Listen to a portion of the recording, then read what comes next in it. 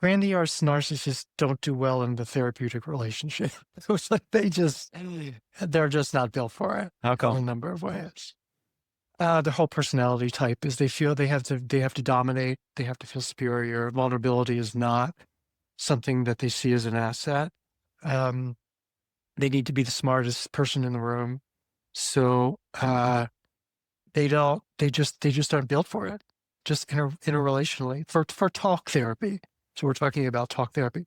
Now there are clinical interventions that are appropriate. So talk therapy, I believe, is just one part of a complete therapeutic intervention. I always recommend my patients do supplemental therapy. I'm a huge advocate of acupuncture, yoga, physicalizing, right? Doing some sort of physical Pilates, those sorts of things. So narcissistic patients will respond better to those sorts of interventions to help take the edge off.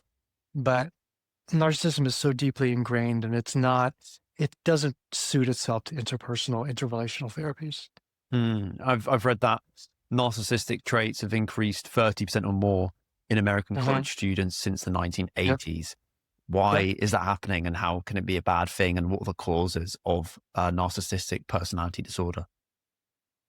There's two different types of narcissistic personality disorder. There's grandiose and there's covert. So grandiose is who we typically think about, the belligerent, condescending, arrogant, who is just obnoxious, basically. Then there's the other side, the covert narcissists, who are manipulative. They're constantly the victim. Everyone's broken but them. They're highly manipulative. They use emotions. They cry when you know what I mean? Like they use their emotions, but it's all about them, and it's all about manipulation. And for really, the core of narcissism is the need to constantly be in control and to exert power, because vulnerability is not, they have been they have been severely, somebody whose care and protection they needed betrayed them early in life. Mm. Big B, little b, doesn't matter. This is where sort of the nature nurture thing comes in. Like I can genetic predisposition. Um, the message, because human beings are adaptive, Darwinism, they learn that I'm never going to do that again. I'm never going to allow myself to be vulnerable. I'm always going to be in control, and I'm always going to be have power to assert over relationships. And so that's how they it's a highly adaptive strategy. Mm. Um, and all these things occur on a spectrum, right? So there's adaptive narcissism, and then there's pathological narcissism. And we're seeing a lot more pathological, malignant narcissism in our society, in our world, on the global stage, in particular, in terms of the malignant use of power and the Machiavellian tactics, and the antisocial, the disregard for human life Mm. that we're seeing. And there's no moral compass, that it's power for power's sake. And that's the end game, and that's the goal. And so why do I think that it has risen? I think that because we've had a breakdown in communities. Um, I think both parents having to go out into the workforce and work Mm. has happened. What's important for women to be out in the workforce working. Well, we never really considered childcare in that equation. Exactly. And so I think that, and so we have attachment disorders. A lot of attachment work came out of Britain after the World Wars, where we looked at children who had been separated from their parents and how that has really impacted their ability to engage in relationships and have meaningful relationships. And I think the same way, I think that the internet, I think social media in particular, social media is not about, it's not social. It's broadcast journalism is what it is. And it's broadcasting how much better you are than somebody else. And it's this, and it lacks depth. I look at the Instagram, and it's the same person doing the same shtick over and over and over again. And there's no depth. It's all veneer. It's all substance. It's all repetition. I blame a lot of that. I'm also starting to look at AI, and I think that AI has really taken the creativity out of the media, out of what we produce. Like I have now AI on my computer, and when I write, it changes. Like if I want to say something that I think is particularly clever and artistic, AI will take that away and dumb it down. Mhm. And so I think that so I think it's just a combination of things. I think AI is part of the reason why we're seeing an increase in authoritarian regimes, that sort of people are feeling out of control, and the breakdown of gatekeepers. I think there's value in breaking down gatekeepers. I think there's huge value. At the same time, I think that there's also everything is a yin and a yang. Mhm. There's a positive and a negative. And so I think in the breakdown of the gatekeepers, you just have it's like a free for all. Yeah. And when an authoritarian comes into power and says, I will fix this for you, daddy is home. I never cared for daddy, but a lot of people quite do. And so now when you have an authoritarian saying, I will fix this, I will make this better, people are greatly relieved Yeah. in that because they feel so out of control because Yeah. everything's spinning so fast. Yeah. And what is the difference between narcissism and self-confidence and self-love? So self-love and self-confidence has an altruistic component to it. So I can love myself and I can care for myself because I want to be better in relationships and I want to be better in the world. Mm. Where narcissism is being better for the sake of being better, for the sake of remaining separate and superior to you.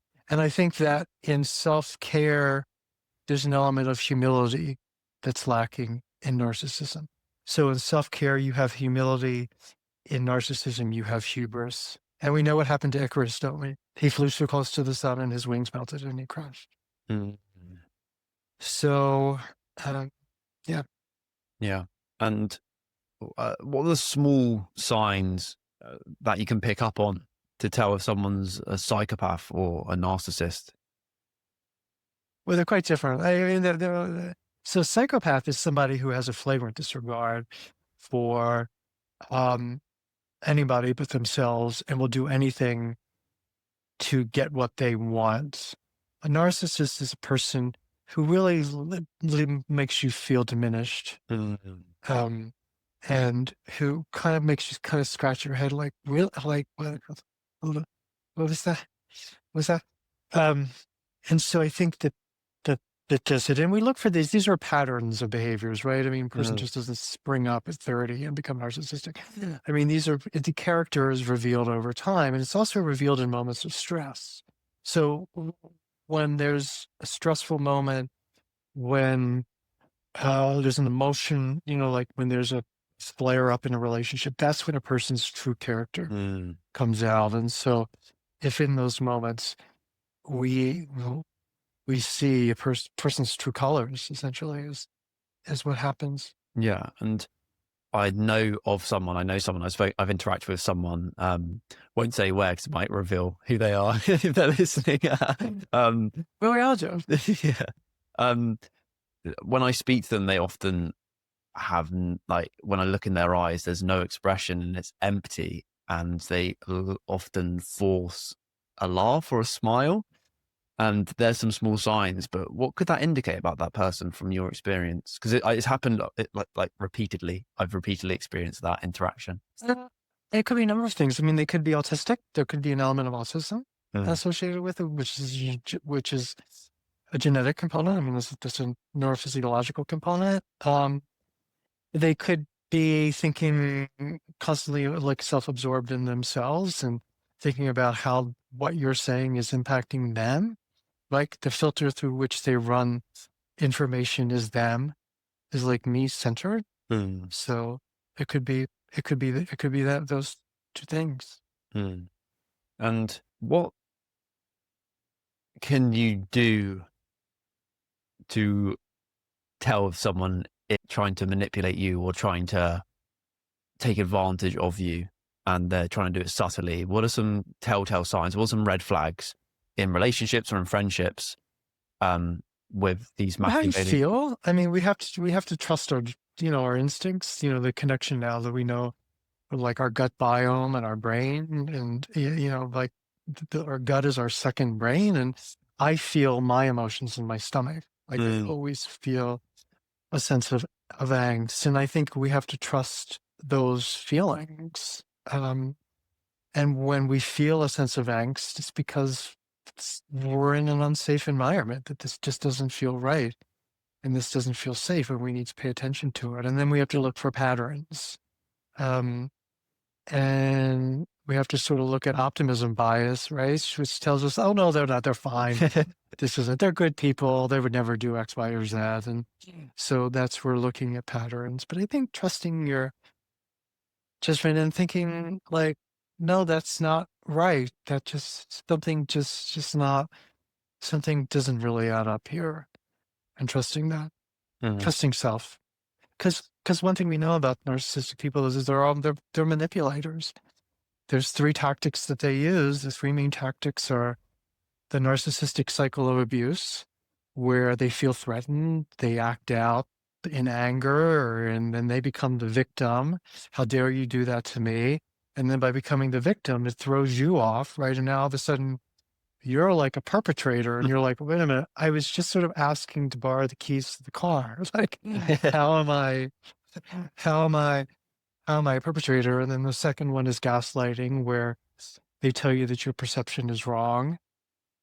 No, you don't feel that. That's not what you feel. You feel this.